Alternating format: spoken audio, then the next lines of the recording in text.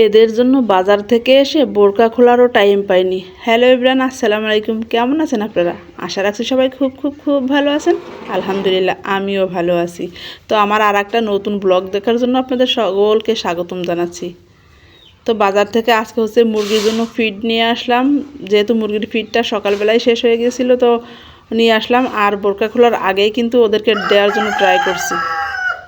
তো এগুলো আমি বড় ডিব্বাই করে রেখে দেবো, যাতে আমার দিতে সুবিধা হয়, সেই জন্য আর কি। আর বাজার থেকে যখন আমি ফিডগুলো আনছিলাম তখন কিন্তু ভ্যানে আসছি, তো এটা উঠানোর সময় ছিঁড়ে গেছে, গিয়ে অনেকগুলো ফিড আমার পড়ে গেছে। তার জন্য এই কালো বলের ভিতরে করে নিয়ে আসছি। ও আর হ্যাঁ, যারা আমার এই টুকিটাকি সংসারটাকে পছন্দ করেন তাদেরকে সকলকে ধন্যবাদ। আর যারা নতুন দেখছেন তারা অবশ্যই আমার পাশে থাকবেন, এটুকুই আশা রাখি।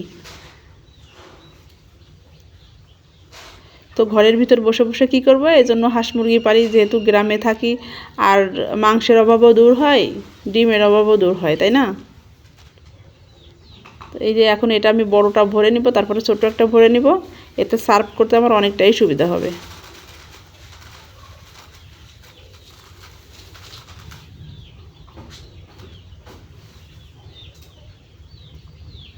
ওরা যেহেতু না খেয়ে আসে সকাল থেকে, তাই আমি চেষ্টা করছি তাড়াতাড়ি এগুলো ভরে ওদেরকে কিছু দেওয়ার জন্য, যাতে খেয়ে নেয়।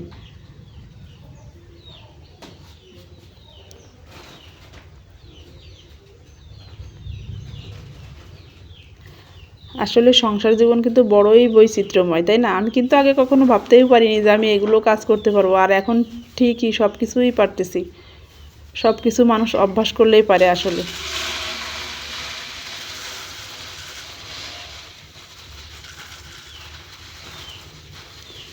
দেখুন, 5 কেজি ফিড আমার 2টা ডিব্বা ভরেও আরও কিছুগুলো রয়ে গেছিলো, আরও কতগুলো পড়েও গেছিলো। এটা আমার দুর্ভাগ্য।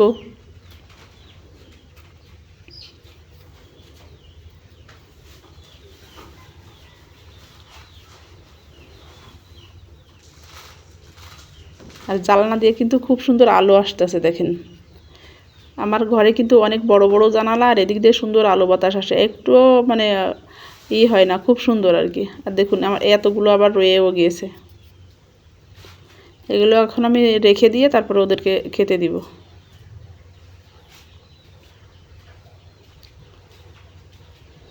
আর এর পাশে আছে আমার ছোট্ট বাচ্চাগুলো, যেগুলো মাত্র নিয়ে আসছি। এগুলো কিন্তু কিচিরমিচির শব্দ করে আর খায়। আমার যা ভালো লাগে দেখতে, এই যে এখন ওরা পানি খাচ্ছে।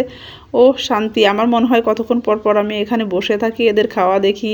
তো ঠিক আছে, সবাই ভালো থাকবেন। আজকের ব্লগটা এই পর্যন্তই থাকছে। সবাই ভালো থাকবেন। আল্লাহ হাফেজ, টাটা অ্যান্ড টেক কেয়ার।